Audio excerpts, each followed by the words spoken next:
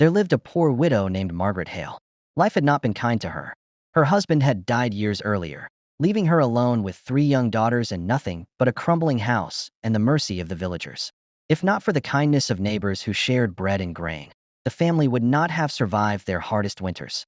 Time passed, and the girls grew into young women. Eliza, Rose, and the youngest, Clara. They were gentle, hardworking, and respectful, but poverty cast a long shadow over their lives. Margaret had no money to dress them well or prepare them for marriage. Whenever the girls stepped outside, they covered their faces, ashamed of their worn clothes and afraid of judgment. One evening, as the sun dipped below the hills, a knock echoed through the small house. Margaret opened the door cautiously and found an elderly man standing outside. His hair was white, his beard long, and his eyes sharp despite his age. "Forgive my intrusion," he said calmly. "I am a traveler preparing for a long journey. I seek someone trustworthy to guard an item for me." Margaret hesitated. "What kind of item?" The man reached into his basket and placed a sealed clay jar on the floor. "It contains something precious," he said. "I will be gone for 3 months. Do not open it. Do not touch it. When I return, I will reward you generously." He placed a small pouch of silver coins in her hand, more money than Margaret had seen in years. Desperation overcame caution. She agreed. That night, the family ate well for the first time in months. Over the following weeks, Margaret bought food, repaired broken furniture, and even purchased simple dresses for her daughters. She warned them repeatedly, "Never go near the jar. Our future depends on trust."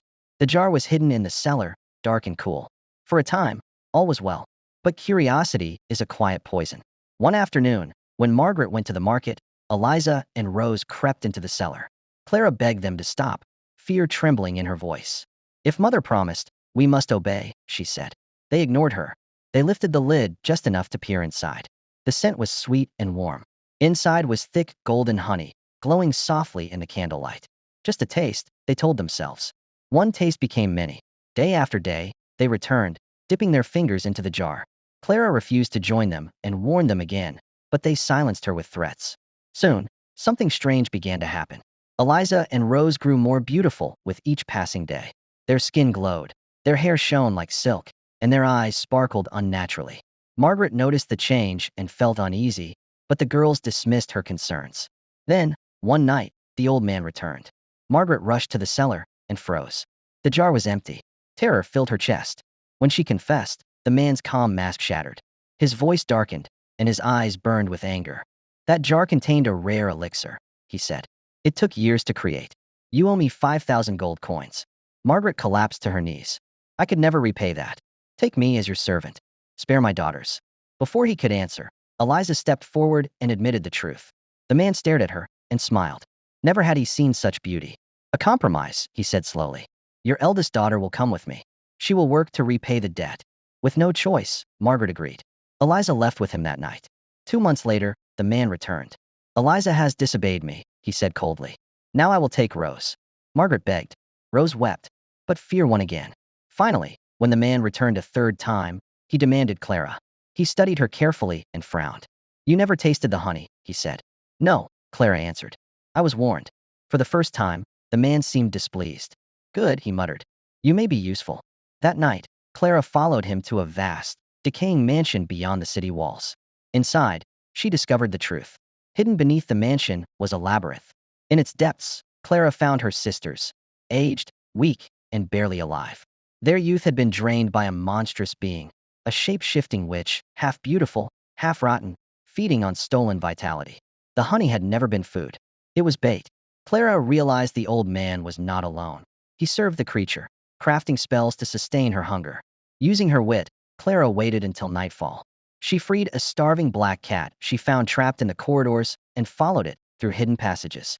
In the heart of the mansion, she uncovered a chamber filled with bones, treasure, and a monstrous spider guarding it all. When the witch emerged, drawn by the scent of fire, Clara acted. The cat leapt at the witch's face, clawing her eyes. Clara pushed with all her strength. The creature fell from a high window into the courtyard below, her body shattering upon the stone. As the curse broke, light filled the underground chambers.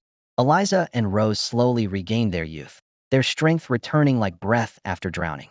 The mansion burned. The old man fled, but the spider caught him in its web.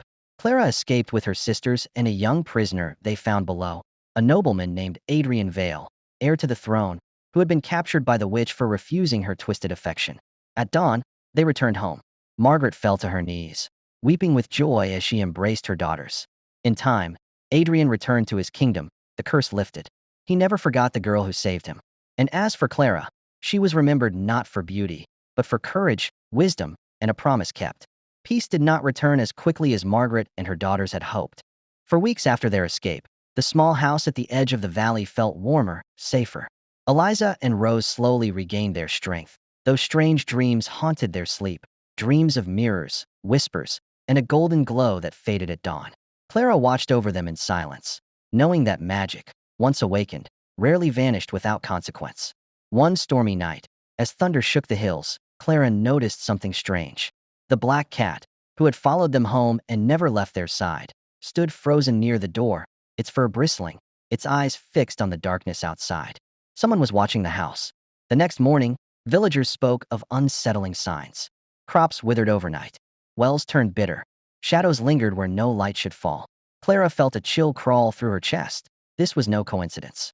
Meanwhile, far beyond the valley, Adrian Vale struggled with a different burden. Though reunited with his father and welcomed as a hero, he could not escape the memory of the burning mansion. Ancient scholars examined the ruins and uncovered a truth long buried. The witch had not acted alone.